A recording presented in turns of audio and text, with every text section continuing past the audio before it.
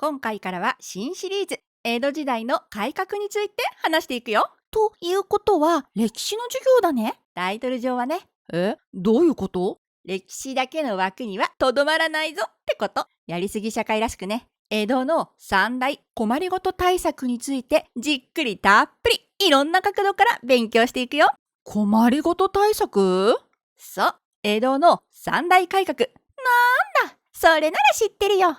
享保の改革とかでしょ？あと2つはなんだっけ？今日完成した店舗で覚えるといいよ。享保完成店舗だね。で、今日完成した店舗。なんでお城なの？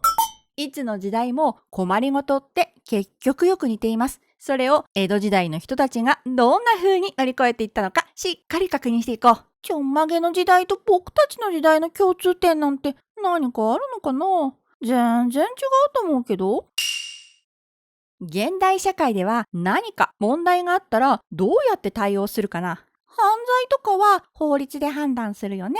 税金とか年金の問題だったら国会で話し合いだね。いいね。司法、立法、行政の役割だね。それがなかった時代ってどうしていたと思う？そっか、江戸時代は国会がないもんね。そうなの。戦国時代を勝ち抜いた徳川家。そしてその徳川家に近しい仲間の中で社会のルールが決められていくよ。戦国時代と江戸時代の一番大きな違いは、徳川家が強く安定した権力を長く握っていたということ。戦いで亡くなる人が大きく減って人口が増えていった。1600年頃、江戸時代初めの人口は1200から1700万。50年後には2240万。さらに50年後の1700年にはなんと2800万。100年で人口が2倍？親2人に子供1人だとざっくり人口が半分になってくよね。倍になるってことは親2人に子供4人みたいな社会？子だくさんだったってこと？日本の歴史から見ても短期的で大きな増え方をした。ハリー君の理屈は単純計算だけど、今と比べて大家族が多かったのは間違いないね。ちなみに先生のおばあちゃんは戦前生まれで7人兄弟だよ。昔はそういうお家が珍しくなかった。戦国時代の後と同じく太平洋戦争の後も人口はぐーんと伸びたんだ。7人は多い。人口が増えるとね、経済が発展する傾向がある。戦後の日本の高度成長期もだけど、最近だとインドがそうです。インドは今人口がとっても増えていて、最近人口世界一になったんだけどね。そのインドの現在の GDP は世界5位。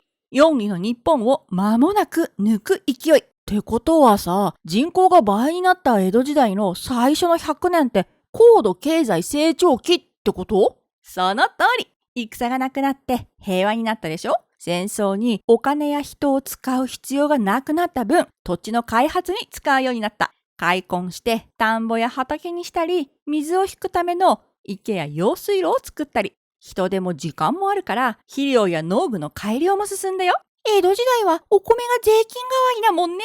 収入ザックザックだ。人口が増えるってことは食べる人も増えるしね。どんどん田んぼ増やさなきゃ。日本中戦がなくて平和だと人の行き来が安全にできるよね。物流もどんどん発展したよ。北前線と呼ばれる日本海ルートが定番化した。そのおかげで現在の北海道、蝦夷からの海産物や日本海側の米が日本中に流通するようになった。日本海から関門海峡を抜けて瀬戸内海を通って大阪までぐるっとね。瀬戸内海も商業に関する流通が活発になった。戦がないだけでこんなに社会が潤うんだ。平和って大事。平和で元気いっぱいって感じ。北海道の海の幸も食べられるし、いいね。ところが、上り調子だった時代から一転、だんだんとうまくいかない厳しい時代がやってくる。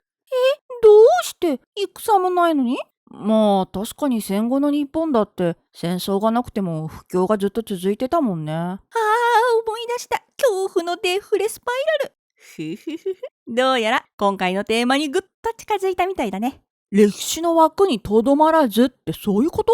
本題はどうやってそれを乗り越えようとしたかなんだけど、今日はその前にどんな風に江戸が安定していったのかを話していくよ。また本題の前が長いやつだ。まず、戦国時代はそれぞれの土地に様々な武将がいて土地を治めていたよね。それを徳川家康は勝ち抜いて日本を統一しました。でも広すぎて徳川家の人間だけじゃとっても支配しきれない。もともとその領地を治めていた人だっている。だから、まず日本各地に大名を置いた。で、その大名にその土地を支配してもらうようにしたの。めっちゃ権力の強い県知事みたいなもんだね。そうそう。県知事は選挙で選ばれるけど、大名は江戸幕府が決めるよ。優秀な人や成果を上げた人には土地を与えて大名にする。逆に跡継ぎがいなかったり、問題を起こした大名の土地は取り上げたり別の場所に移したりする。じゃあいきなり知らない人が大名として幕府から来るってこともあるのか。でね、そんな風に代理が治める土地もある一方で、ここは俺たちが直接支配するぞって幕府が言い出した土地もあった。きっとなんか旨味のある場所だ。正解。まずは江戸の周りね。自分たちの本拠地周りはしっかり固める。そして大都市も自分たちで支配したい。商業の盛んな大阪、天皇の住んでる京都、海外との貿易拠点も抑えておかなきゃ。なので長崎。直接の旨味といえば忘れちゃいけない金銀財宝。そんな場所が日本に？世界遺産のとこ？石見銀山とか。いいね。石見銀山はもちろん、佐渡金山や甲府の金山。取れた金銀はもちろん幕府の独り占め。それを使って金貨や銀貨を作っていたんだ。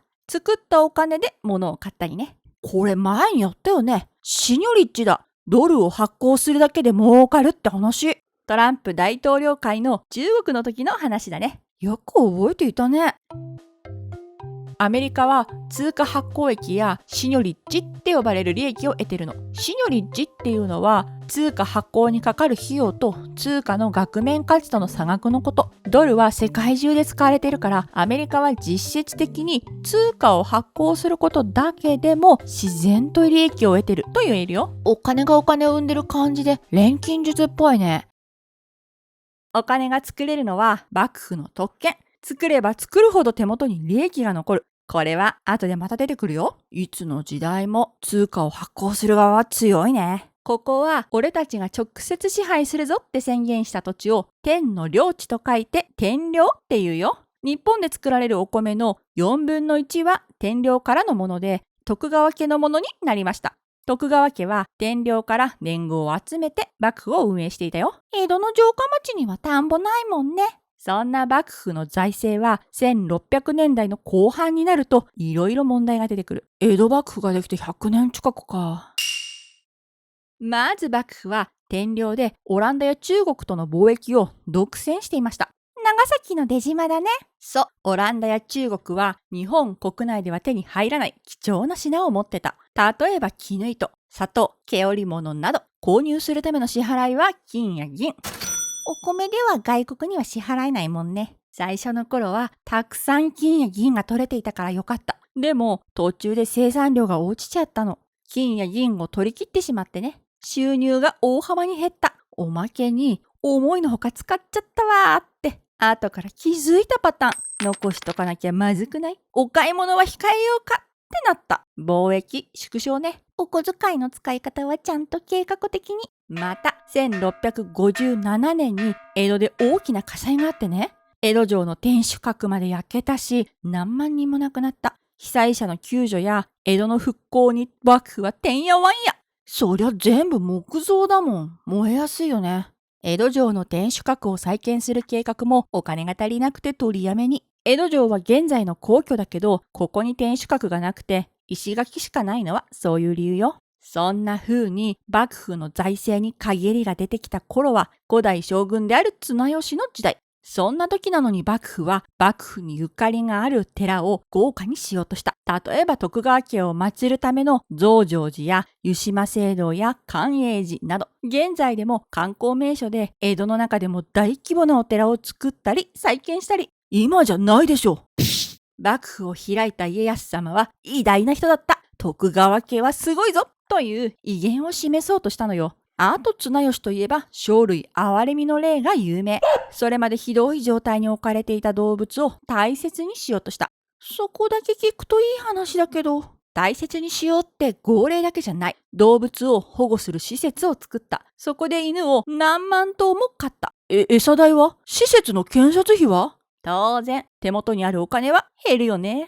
これ絶対ママに怒られるやつじゃん。そんな時に綱吉を支えていた柳沢義康の下で勘定奉行、お金関係の役割についていた荻原重秀っていう人がいいこと考えた。お金がないのならお金を作ればいいのに。なんでそこでマリー・アントワネット？でもさっき話した通り、材料にする金や銀の生産量は右肩下がり。荻原重秀はさらに考えた。材料がないなら薄めちゃえばいいじゃない。金貨の輝きが減った。1両は1両のままって言い張ってもさ、金の量が減った金貨を今までと同じように使えるわけ？いいところに気づいたね。そりゃもちろん。みんな同じ価値だとは認めない。ただ、混ぜ物をしたことでお金の発行量そのものは増えた。お金の発行量が増えるとどうなるのか、チョコで説明したことがあったね。チョコが小さくなると、それまでよりたくさんのチョコが必要になるんだよね。そっか、たくさんのチョコイコールたくさんの薄まった金貨。だから一つのものを買うためのお金が今までよりも必要になるってことだ。物の値段が上がる。インフレになる。大正解。パンちゃんとハリーくんの通ってる学校では、給食に週に1回チョコ1個が配られるようになりました。そしたらね、ある子が言ったの。掃除当番変わってあるからそのチョコよこせよって。先生たちはどうやらチョコを配ってもチョコが行き渡らない子がいることに気づき、これでは良くないと考えました。だからチョコの大きさを半分にして1回に2個配るようにしました。数が増えた。あれ？でももらえる全体の量は変わってないってこと？そう、小さくなったからね。なのでチョコ1個でトイレ掃除当番を代わってもらうことはできません。だから2個必要になった。ただ1個でもっと簡単にできる黒板消し係を代わってもらうことはできるようになった。つまりチョコ1個あたりの価値が落ちたと言えるね。これがインフレの基本的な考え方です。最近もインフレでお菓子がどんどんちっちゃくなってるよね。そうです。綱吉の時代、お金の発行量を増やしたことでインフレが起きたんだ。一方幕府はシニョリッチ、お金を作った分の利益をゲットして財政を立て直すことができました。めでたしめでたし。全然めでたくないよ。住んでる人からすると物価が上がって困ったままだよ。ふふふふ、その通り。物の値段が上がった。幕府が贅沢をしているってみんなから不満が出るようになった。そんな不満の種、綱吉が亡くなった後、将軍を支える老中になったのは新井白石。この人はそれまでの幕府のやり方に批判的でね。家康様が作った金貨の価値を下げるなんてけしからんって金貨の価値を元に戻した。輝きが戻ってる。原料が足りないのは変わらないからお金の発行量そのものが減ってしまうね。あれ？それ前に聞いた話と一緒じゃん。バブルが崩壊した後に銀行がお金を貸さなくなって世の中に出るお金の量が減ったんだよね。デフレになった時代だ。そう。まさに江戸時代にデフレが起こってしまったの。急に出回るお金の量が減った。減った分お金の価値が高くなってしまった。で、物の値段が下がった。覚えてるよ。物の値段ってセール価格で一時的に下がる分にはいいけど、それがずーっと続くと大変なんだよね。デフレスパイラル超怖かったもん。その大変なことが江戸時代ならではの理由で大問題になったのよ。当時の武士のお給料はお米だったのは知ってるよね。で、食べる分以外のお米は売ってお金に換えるシステムだった。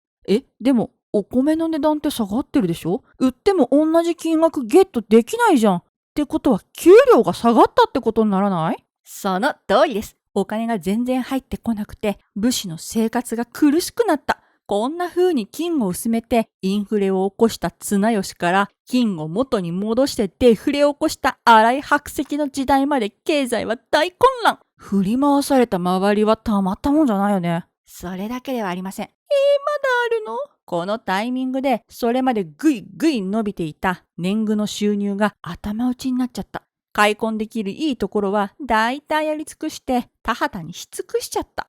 なんてタイミングが悪い。食べ物が増えないから人口も伸びづらくなった。こんな混乱の時代に登場したのが8代将軍徳川吉宗です。この後、ケン君と呼ばれ続けた超有名人が何をしたのか。このインフレからのデフレ、人口伸びない、お米の収入も金銀の埋蔵量も頭打ちの最悪な状況をどうするの？それが江戸の困りごと対策第1弾、享保の改革。次から詳しく説明していくよ。ここまでが導入か。